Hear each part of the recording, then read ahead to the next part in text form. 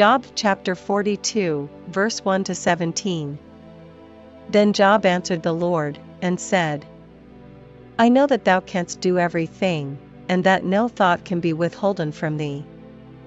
Who is he that hideth counsel without knowledge?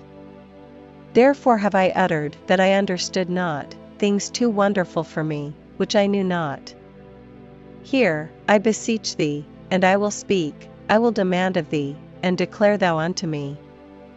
I have heard of thee by the hearing of the ear, but now mine eye seeth thee.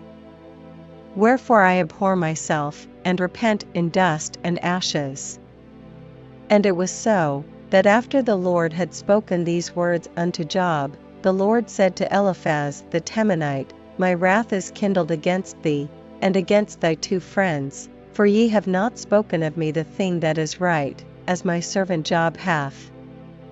Therefore take unto you now 7 bullocks and 7 rams, and go to my servant Job, and offer up for yourselves a burnt offering, and my servant Job shall pray for you, for him will I accept, lest I deal with you after your folly, in that ye have not spoken of me the thing which is right, like my servant Job.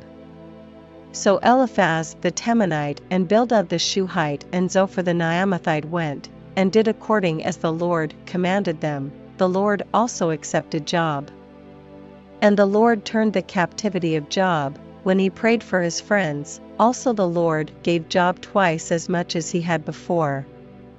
Then came there unto him all his brethren, and all his sisters, and all they that had been of his acquaintance before, and did eat bread with him in his house, and they bemoaned him, and comforted him over all the evil that the Lord had brought upon him. Every man also gave him a piece of money, and every one an earring of gold.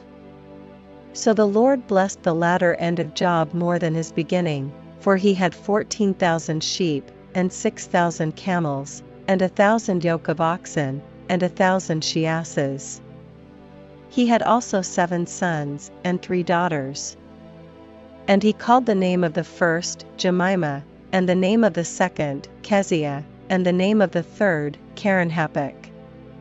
And in all the land were no women found so fair as the daughters of Job, and their father gave them inheritance among their brethren. After this lived Job 140 years, and saw his sons, and his sons' sons, even 4 generations.